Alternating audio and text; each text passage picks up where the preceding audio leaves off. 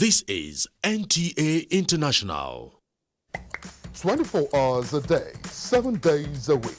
You can watch NTA International live on your TV, computer, iPad, tablet and phone. Log on to visiontv.co.uk and click on Entertainment, then NTAI. You can also download the iOS or Android app on your mobile devices to watch NTA International on the go, anywhere in the world. NTA International, your window to the world. In the midst of the coronavirus pandemic, information management is key. I'm Cyril Stober. Fatima Umar Buba. Joseph Johnson. Ian Ray John. Muhammad Kudu Abubakar. Jumbo Yusuf. My name is Kirian Umaya. Here in NTA, we're working very hard to make sure that everything we broadcast is accurate and up to date. Misinformation spreads very fast. The social media has been a huge conveyor of misleading information from one individual to another, then to another set of groups. In a short while, it goes viral, and before you know it, it is all over the world. There have been several misleading information on coronavirus COVID-19. Recently, the misconception of 5G as a cause of coronavirus is becoming widespread. Another is the belief that hot beverages and alcoholic drinks are internal cleanser for COVID-19, thereby leading to excessive consumption of these drinks. The use of local concoctions as treatment for COVID-19 are yet to be scientifically proven. However, there has been several theories about the efficacies of these concoctions. We should stay safe and denounce all manner of fake news and misleading information on COVID-19. For medical advice, go on the WHO website, Nigeria Center for Disease Control, NCDC website.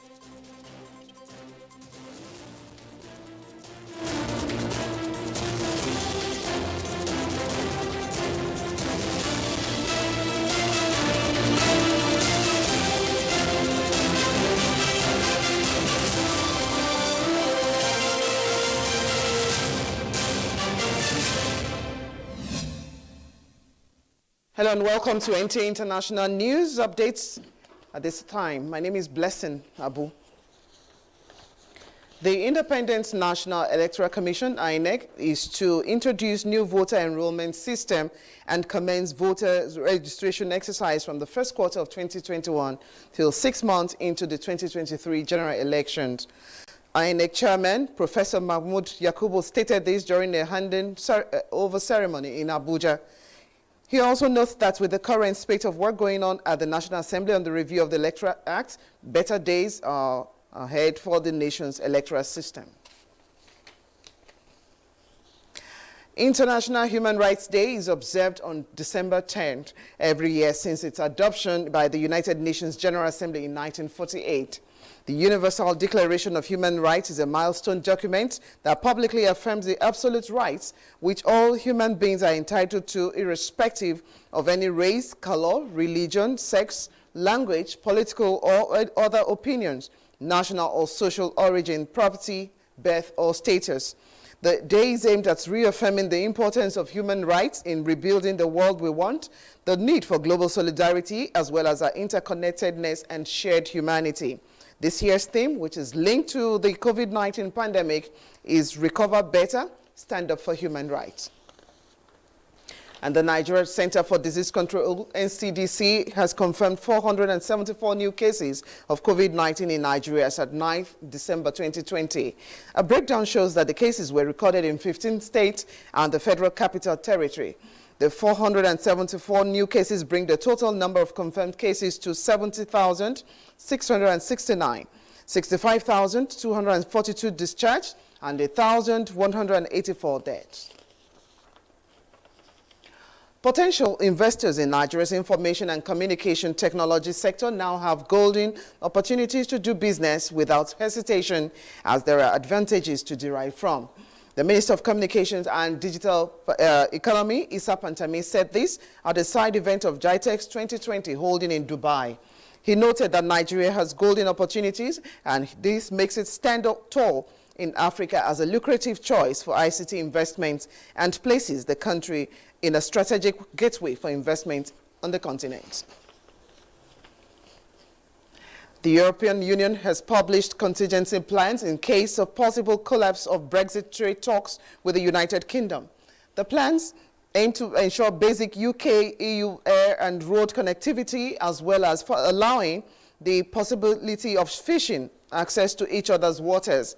Plans are coming after talks between UK Prime Minister Boris Johnson and EU Chief Ursula von der Leyen aimed at ending a deadlock over the deal ended without agreement. The UK is due to stop following EU trading rules on 31st December 2020. And those are some of the stories trending on the hour. More news on the next bulletin on the NTA. Good afternoon.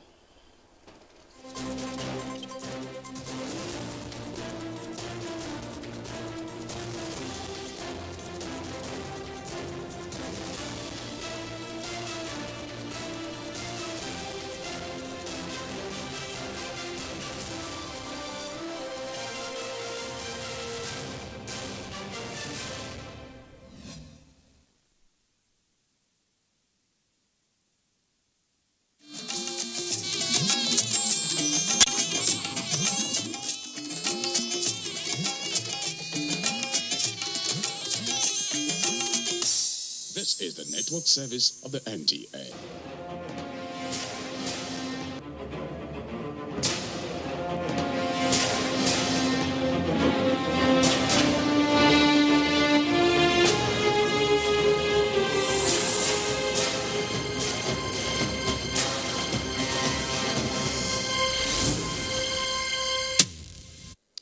Welcome to this edition of Platform. I am Muhammad Kudu Abubakar. Experts say public security issues are among the biggest challenges to Nigeria's efforts at consolidating democracy. They noted that the Nigerian police force is central to managing and responding to these myriad challenges of public security.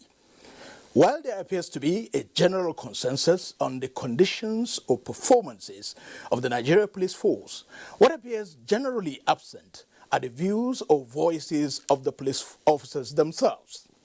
Nigeria's largest protests in generations to come, otherwise called NSAS, demanded for police and governance reforms. Others argued that it also exposed long-delayed initiatives to enhance professionalism and oversight of Nigeria's police force.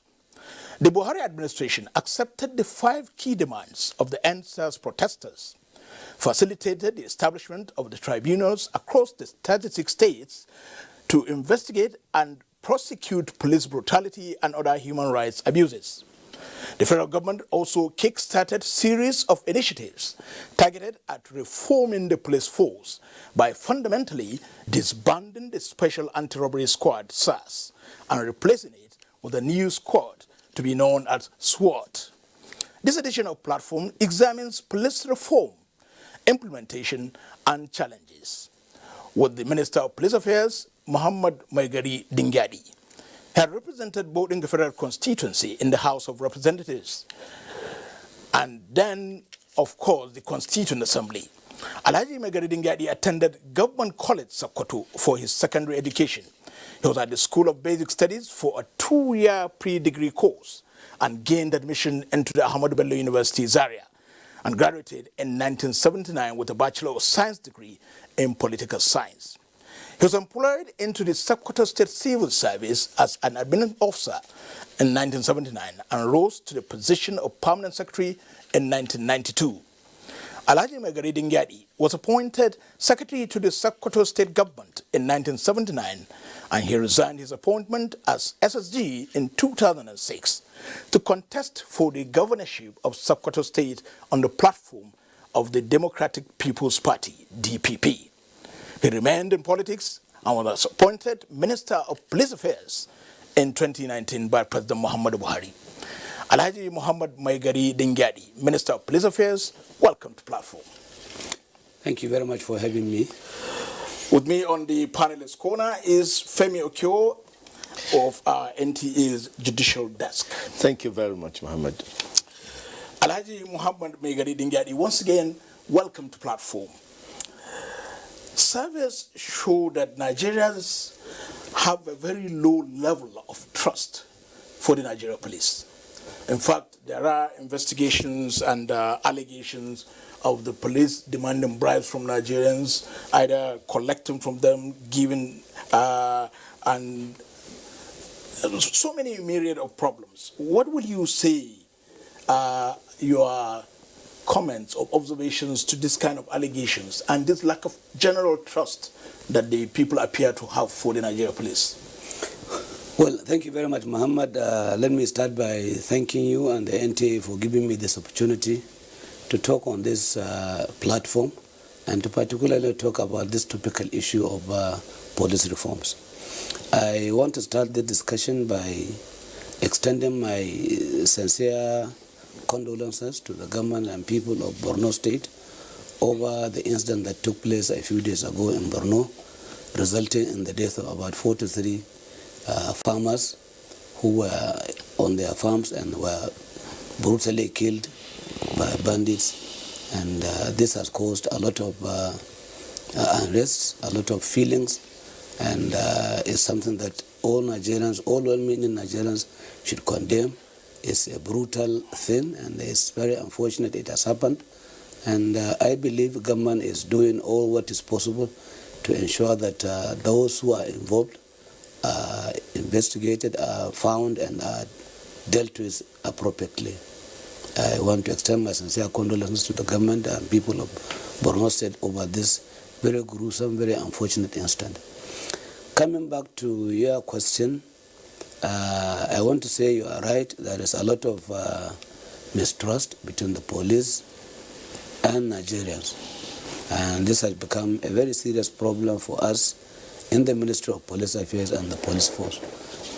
What is required is for all Nigerians to have some faith in the police.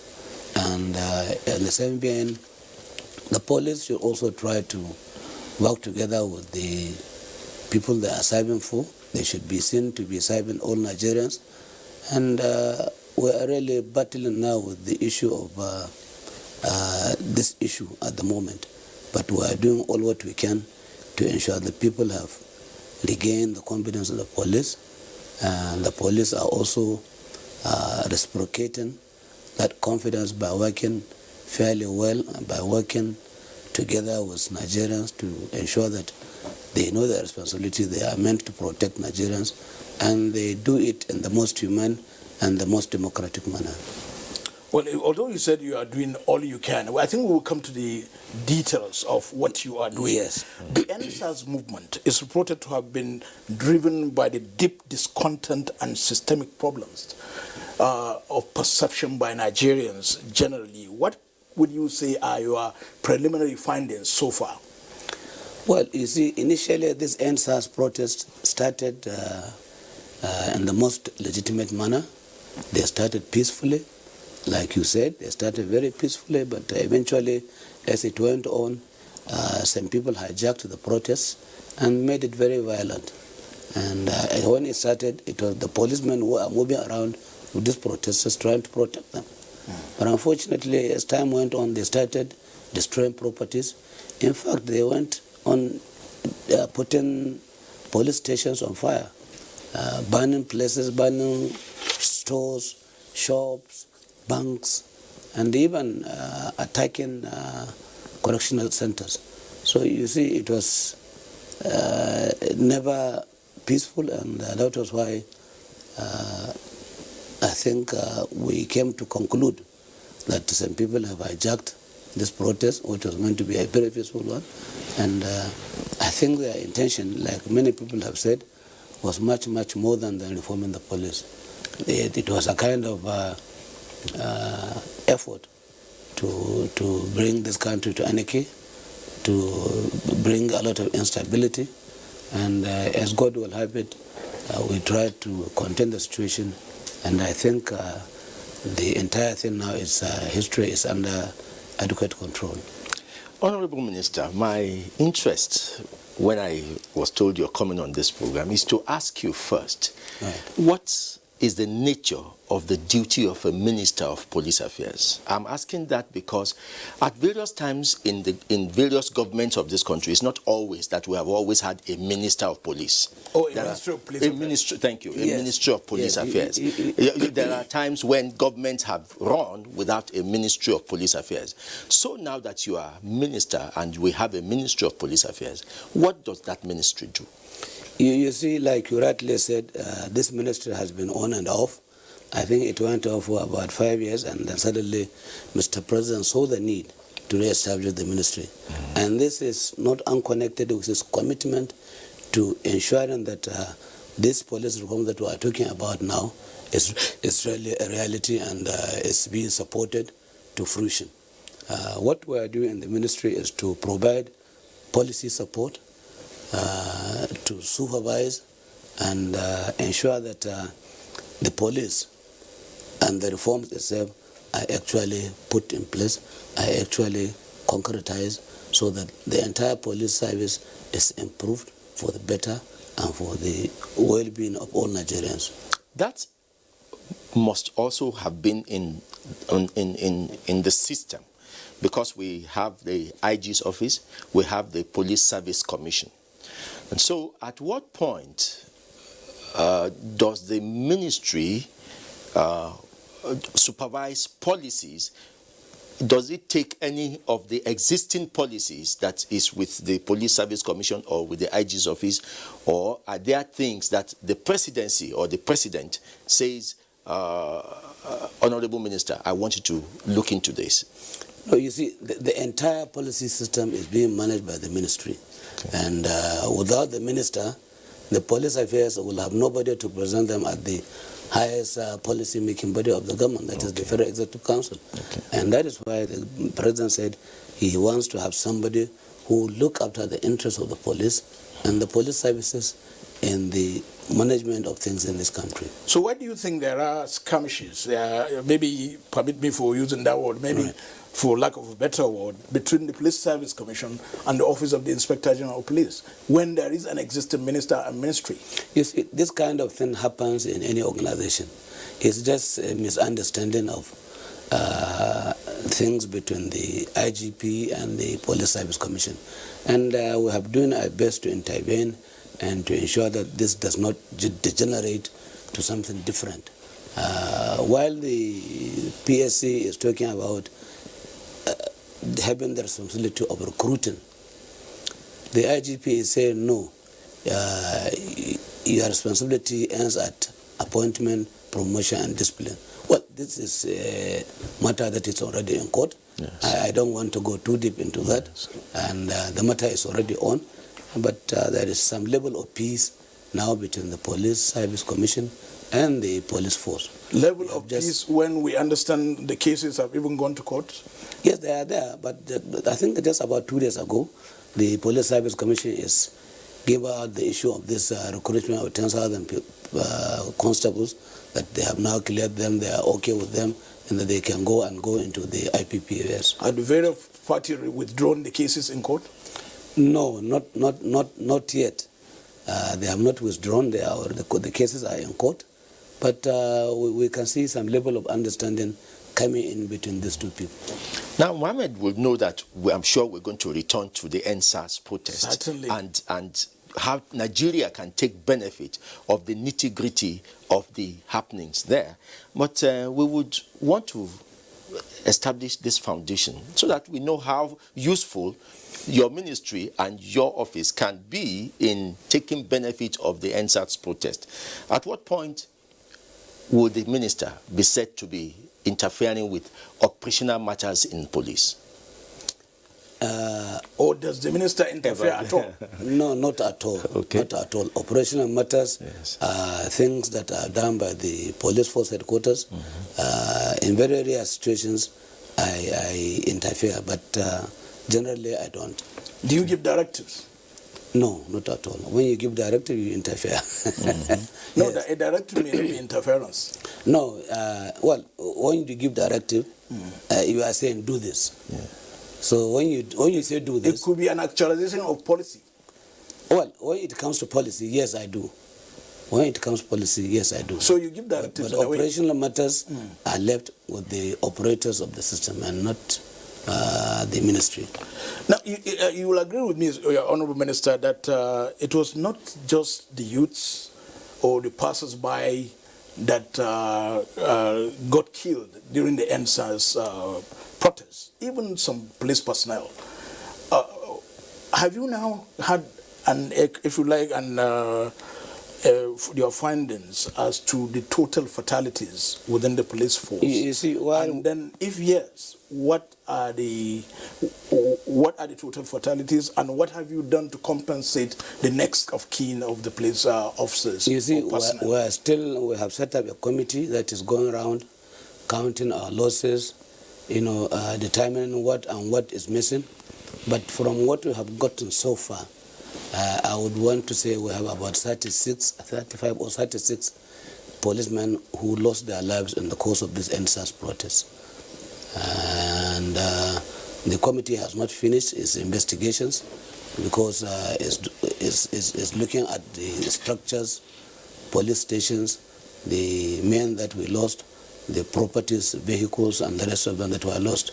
So as soon as they finish, we'll be able to say this is the exact number. But as far as the question you are talking about is concerned, I think 36 policemen lost their lives in the course of this NSAS protest, as said now. Has the ministry or the Office of the Inspector General of Police reached out to the next of kin of the persons or your personnel who died? No, this is what we intend to do. By the time we finish, we have to report all these findings to Mr. President, and the Mr. President will tell us the next line of action to take as far as all these issues are concerned. So we are compiling the report, and very soon this report will be ready for public consumption. The 2020 NSAS protest is not the first time a group of Nigerians have called for the termination of the special anti-robbery squad of the Nigerian police. And in fact, it predates this government. Right. And it means that there is a structural defect in implementing what you yourself said is initiatives that have been on before now. What is the problem about implementing policies that you see, have been put in place? Like you rightly observed, this NSAS issue has been on long before this administration came into being. And we made records of reports and white papers of these NSAS things. And what actually happened was that some people were very reluctant, were not willing to implement some of these things.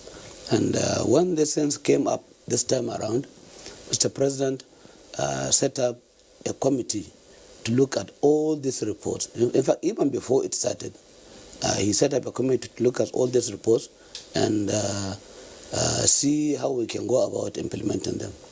So when the NSAS protest began, many people do not know Mr. President has already started reforming the police in this country. And so when we heard about what the demands were, he quickly accepted them and they gave the directive for the implementation, because these demands are in tandem with what the administration stands for.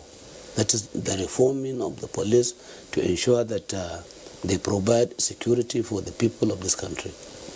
Now, when you say, to use your words, many people did not know Mr. President had begun the implementation of the reform. Right.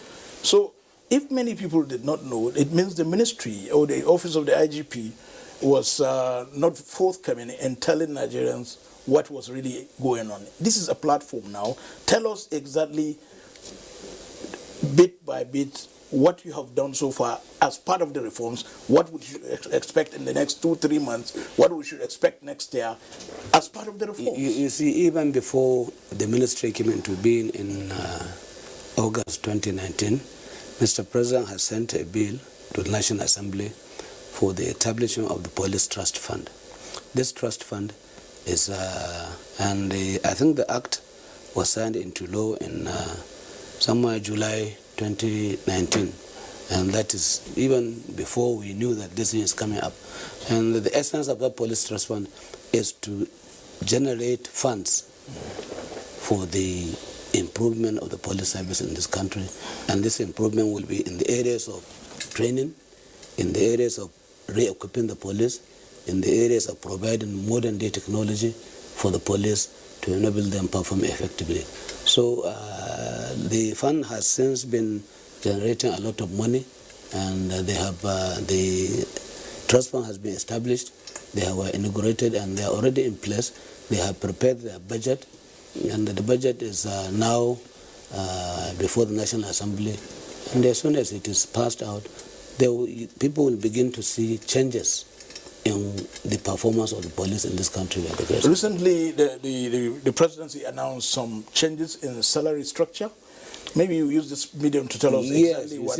Even before that, you know, Mr. President went further to amend the 2020 Police Act, which has now brought in so many other changes that will be for the better of police in this country.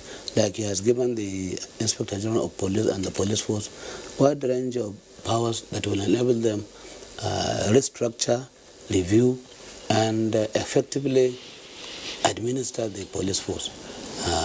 This 2020 Act also brought in this issue of community policing in this country that will enable villages, communities, select people of their choice, people whom they are confident in, to be trained and to assist the police in those communities in managing security in their various communities.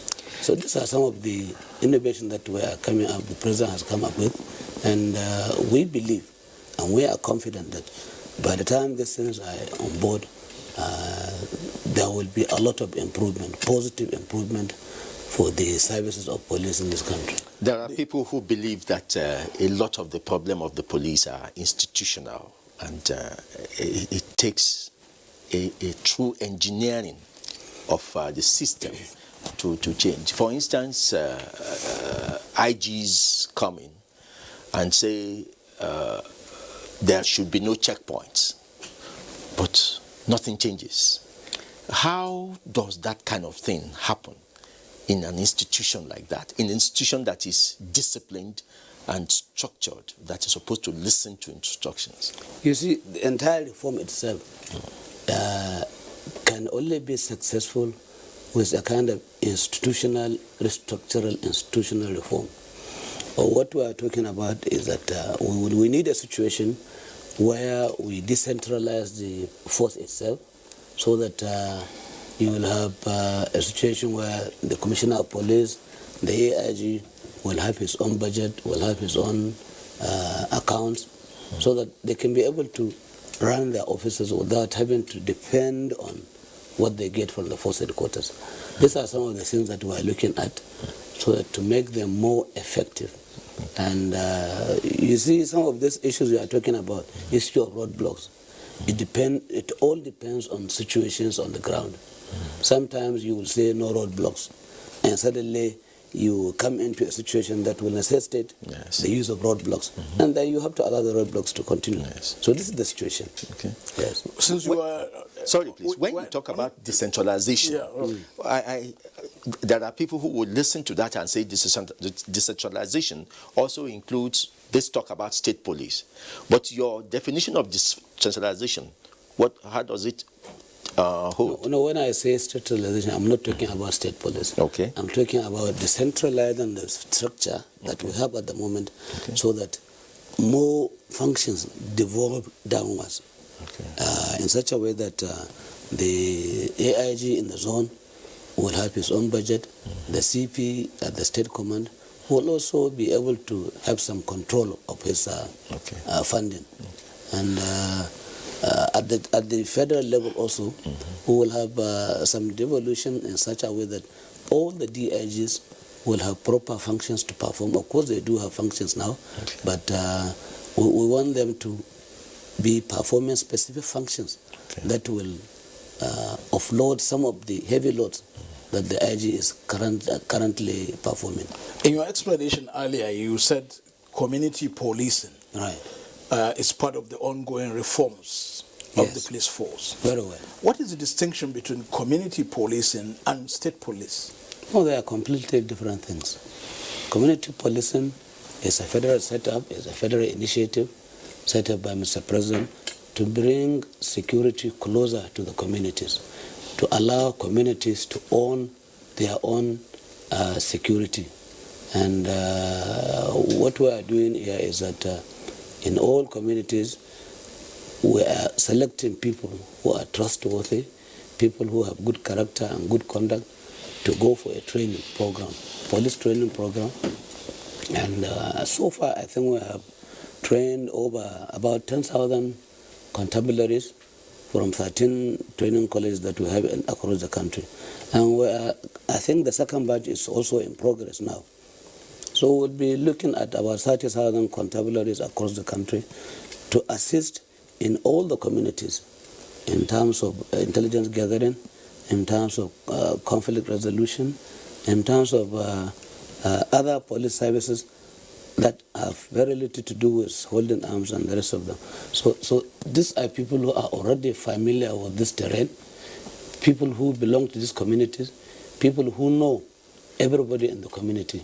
So they stand a better chance of, dealing with local security situations and to assist the police in those areas in managing the crisis. And then the state police is what? No, the state police, what they are saying, the state police is a new innovation that is not within the laws of the Federation. People are making agitation for state police. Yes. And as far as you and me are What is your understanding of that agitation? As far as you and me know now, we don't have state police in our laws. And of course, people have for some time now been calling for state police. I respect their views, but I'm sorry to say the system is not yet legalized. What we're having is a national police. But wouldn't it be some little bit of contradiction there? The governor of a state, the Constitution, 1999 Constitution as amended, right, gives the governor of the state describe him as the chief security officer of that state. But here you are, as Minister of Police Affairs, saying it is anachronic for the state, the chief security officer, not to control the police of that state. No, you see, it is not, what we are saying is different than what I'm saying. Right. That's why you're here, to explain to us. Yes, you see, even the governors, many of them have been expressing their fears that they are no longer in charge of security in their states. But of course, the Constitution regards them as the chief security officers in their states. And what they are saying, they are not controlling the commissioners of police, they are not controlling the brigade commanders. But I want to say that the CP and the brigade commander have, on weekly basis, are meeting with state governors to sort out security issues in the states. And I think they are doing their best to assist the governor in maintaining peace and security in the state. I don't understand why the governor is saying that he is not in control of what the CPs and the brigade commanders in states are doing. I think while the CP is directly responsible to the IG, but he also reports to the governor from time to time as the need arises. When there is any problem in a state that needs the police, the state governor tells the CP tells the IG before he can deploy. Now, the governor would prefer to be able to deploy immediately he notices something wrong. Or be able to direct deployment. No, you see, all these things depend on situations. In some instances, where a situation is in such a way that the commissioner can deploy without having to refer to the IG, they usually do so. But in situations where there is need for the CP to refer to the IG, he has to, because he may require additional support from some sister states, which he cannot get without informing the IG. So these are the situations.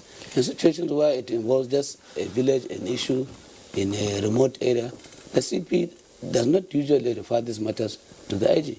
He takes his position and does the needful immediately. But the impression I get from your answer here is that even when the legal environment is cleared, which is the constitutional impediment for state police, you don't think that we are a ripe nation for state police? No, I'm not saying that. Okay. I'm not saying that. Okay, so what's your your thinking about if the constitution is amended now? Can we have state police now? Oh, why not? Why not? You see, Nigerians who are agitating for state police should go to the right place, should go to the National Assembly, put on their agitations. If the National Assembly deems it fit to have a state police, so be it. Nobody will quarrel with it. But what we are saying, from what is existing now, we don't have state police in the... It's not within the law. It's not within the law. Now, let's go back to the Federal Anti-Robbery Squad. Although it has been disbanded, we understand now you are forming SWAT. Right. But it will be good to go back to what really brought about the perception of the public, particularly the Nigerian youths, that led to the NSAS protest, was because of the level of brutality and lack of discipline and whatever of the Federal Anti-Robbery Squad. What will you assure us now that this SWAT that is being formed will not go back to the same thing? Because at inception in the 90s, FSAS was generally accepted to be very effective. It was effective against armed robbery and several other criminalities. But much later, it became something else. So what is the guarantee that SWAT also will not fall into that same pattern? You see, I think as human beings who have the right brains, we should be able to learn from our mistakes. We should be able to learn from history. And in addition to this, all these SWAT people who are selected for the training, we have set out a curricula that will not prevent them to go back to where we came from. The training is slightly different. It's taking care of what we have come through. And can we have an idea of the nature of the training, the modus operandi, the outfits? The entire essence of the new training now is to train these SWAT officers to ensure that they respect the human dignity, they try to be as humane as possible, and we are limiting them to issues that relate to armed robbery and other related arms banditry activities that happen from place to place. We don't expect them to go on the road on stop and search, or we don't expect them to do any other thing apart from what they have been trained to do. So we are taking a lot of precaution and to ensure that these people stay within the limit of what the training provides for them. What is the training like of the police? Generally, people even talk about the problem of police, starting from the deficiency of the kind of training they give. Yes. What kind of training does the police constable get? You see, we take, if you say police constable, you are talking about the police who is being trained from the day one to the time where he is graduated to where the rank of a police constable. Yes. You see, the period of training for a constable is 9 months or about a year or so. And they go through the normal police training programs of arms management. They go through trainings, various training programs that will ensure that they know how to manage the public, they know how to investigate, they know how to record reports at police stations, and quite a number of issues that a police officer at that rank should know and should be able to do. I cannot give you the subjects that they do for now, but at that level, the police constable should be able to manage a situation that is found at the police station, you should be able to take a report of the investigation. But I'm sure the minister is well aware of the kind of environment under which these people are trained, because television stations have moved into some of these police colleges and have shown how demeaning and the squalor that they live in. What is being done about that? Where are you talking about? Police colleges? Yes, police colleges. Well, Even the police barracks. Yes. If you say the police barracks, yes, I will agree with you. But when you say the police training colleges, yes, I think we are keeping the training colleges as good, as excellent, as neat as possible.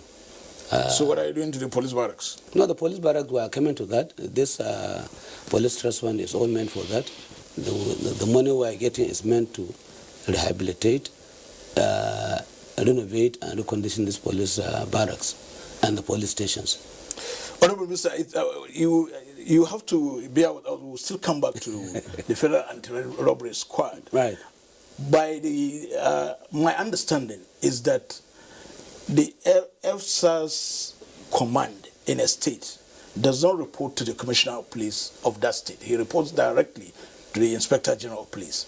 And a lot of people argue that that was the beginning of indiscipline and high-handedness of that squad before it was disbanded. So what guarantee do we have now that SWAT that is now being formed will also fall into that kind of level of indiscipline? That is the nature of most of these police units. Most of them, they are appointed by the IG to undertake particular issues. And that is why you see them sometimes, most of the time, reporting to the IG. But in this kind of situation now, in this SWAT, in all the states, they were selected by the commissioners of police. They were solicited by him from within the existing police officers that were available in the states. And when they finish, they will be sent back to the same states. So what is the total number of the SWAT officers, and how representative are they of the 36 states of the Federation? Well, they are coming from all the states of the Federation, and I think we're having between 35 to 50 in each state. I'm sure the Honorable Minister would now see why I asked that earlier question. Right.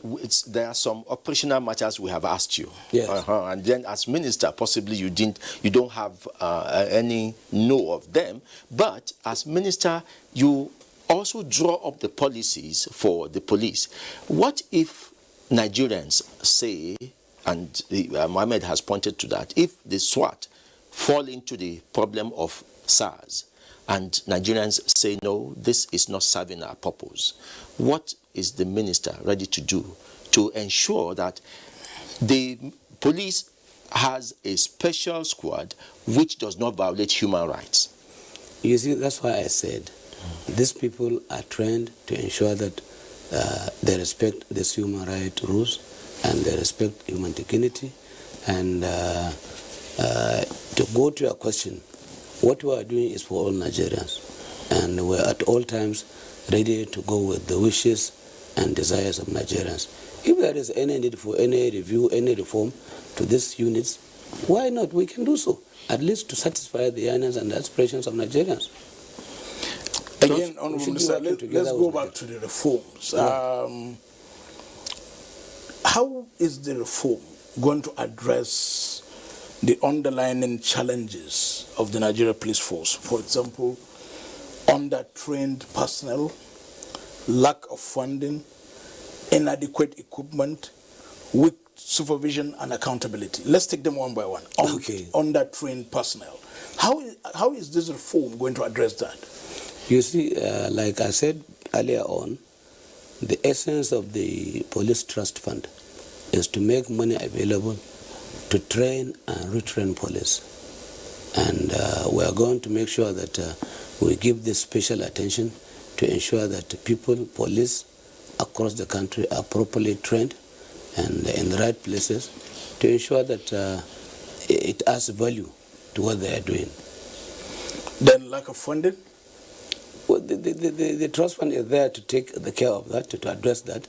I must say what we have now is enough to take us somewhere. The trust fund will take care of issue of maintenance of the police vehicles, very well, for example. Very well. Not even maintenance, fueling. even purchase of vehicles. At the moment, we have planned to purchase about 300 vehicles for the police in this country. Now that's but that may not be adequately enough, but we'll continue to do so. And before you know, I think these things will be fairly adequate. What the issue of weak supervision and accountability? Because it appears to be one of the, if you like, issues that is the sticking point that brought about the general lack of trust of the Nigerian police. I talked about decentralization to ensure that people, the police, are accountable to certain levels of authority, and that will improve the level of supervision accountability that you are talking about. And we are aware of this, and we'll give it special attention to ensure that police are properly supervised, because without supervision, you can never know what is happening there down the road. So it is of paramount importance to ensure that we intensify training to ensure that what we have taught them in the schools and what we have asked them to be doing to show some decorum, to show to be fair and just to all Nigerians is actually taking place on the field. Can you give us a picture of how the trust fund is to generate its funding and how it's to dispense? How independent is it to run its affairs? It's a parastatal, independent of the ministry, independent of police force, and is generating its funds from deductions from the federation account. 0.5% of the federation account is deducted for use of the trust fund on monthly basis. Yes, and they also take donations, grants from whoever is willing to support the police. Okay. Now, so it means before now we have had state governments donating vehicles, big companies, multinationals, right, donating equipment and all that. Right. All these must pass through the trust fund now. Will now pass through the trust fund, yes. Okay. But states that are willing to do so, they can also give the vehicles and whatever support they want to the state commands that they are working with. But will there be accountability if they do that direct? Would it be more accountable if they have been doing it directly, but whoever wants to do it through the trust fund is free to do so. But I believe everybody would want to donate vehicles to his state command that is working for the peace and progress of that state. You don't want to take your own thing to the general pool because you don't know who and who will contribute. So if you have anything to do, you can give it to your state command like they have been doing. We must use the opportunity to thank the state governors for the support that they have been extending to police across the country. Honorable Minister, with a country of almost 200 million, Nigeria is said to be the ratio of the police to the citizen is said to be drastically, or rather grossly inadequate. What are you doing to bring about parity, if you like, at least to the United Nations standard? You see, many people have not understood it and will hardly appreciate what we are doing. Because with the population of 200 million in this country, we only have about 350,000 policemen manning the entire people in this country. Well, that will be a ratio of about 1 to over 500 persons. One policeman to over 500 people, which is very inadequate and is not within the international standard. Mr. President has recognized this, and he has given us the go-ahead to be recruiting 10,000 policemen every year between the beginning of his second term to the end. So by the time, by 2023, we will be recruiting about 40,000 policemen. I think we have so far recruited, I think the second batch of 10,000 will soon finish. So this is in addition to what we are getting from the police academy Wodil. I think they are producing about 600 to 700 inspectors every year. So, but is that enough? No, it's not enough. It's still not enough. But at least. So what strategies are you adopted to come up to bring about the real citizen to police ratio? You see, many people have been agitating for one thing or the other. Some people are even calling for the merger of the civil defense with the police, at least to add to the number that we have. Will you subscribe to that? Because we are doing the same civil... Will you subscribe to that? Well, I wouldn't want to give my mind on this now because the civil defense are now being managed by a different ministry. Will there be any merit, if at all? Of course, we will be willing to take people from other organizations that will be add to the number that we have. We will be willing, no problem. And that brings us to the idea that policing is yes, the primary duties of the police, yes. But then policing can be done by any group of people, individuals too. You talked about community policing, but then how do you see the policing network for Nigeria in line with the civil defense, road safety, and all other structures that are used to police Nigeria? Even private guards. Private guards. Yeah. Should we have private guards, for instance, in Nigeria? What do you see?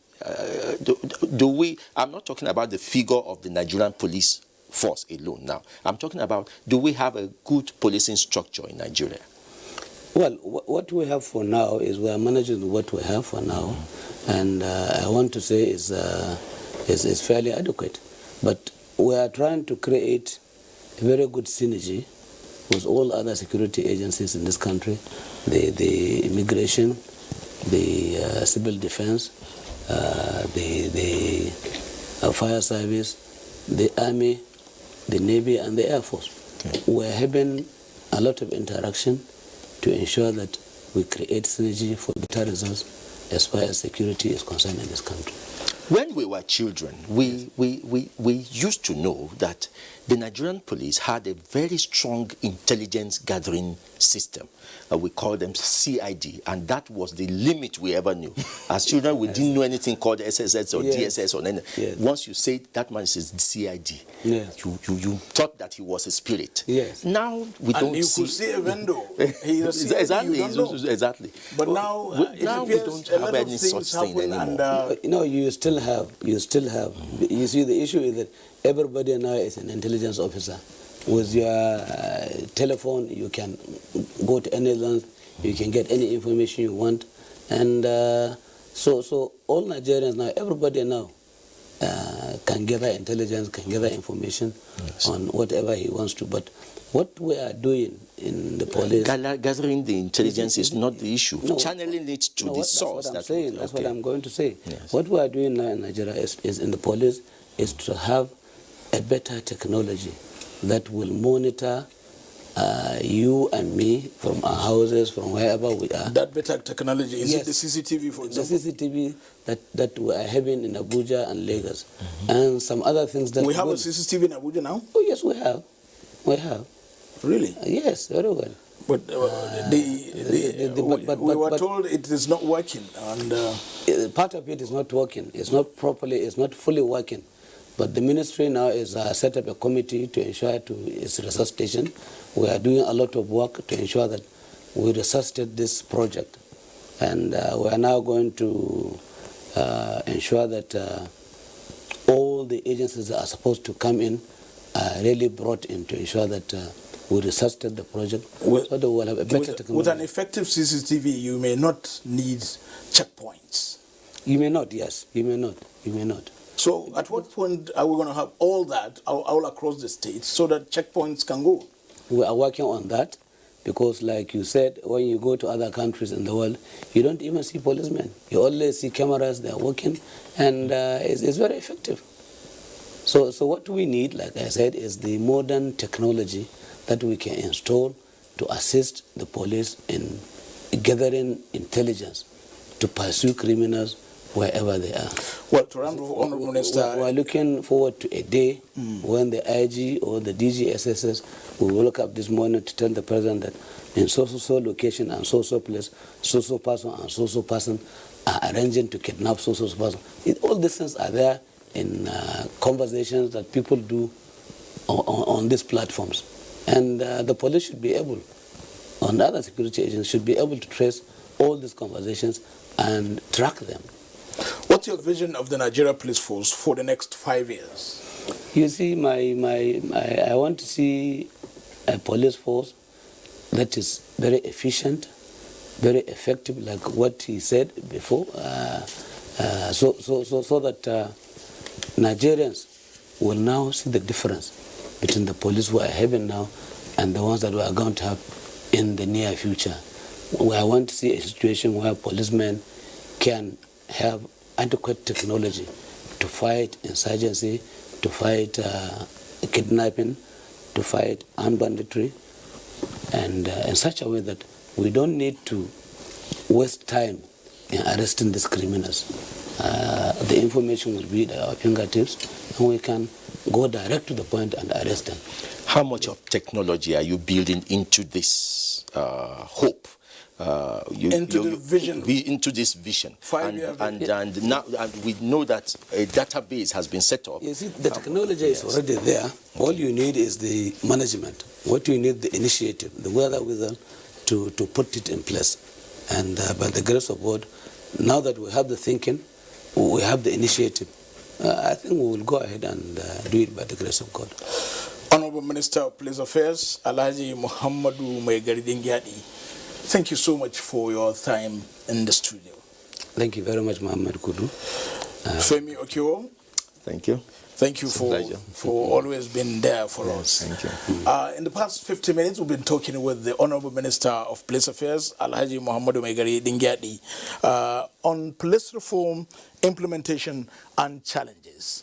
His vision for the police force for the next 5 years, he said, is infusion of more technology. We'll leave it there for now. This is Platform. Thank you for watching. I am Muhammad Kuda Abubakar. Bye for now.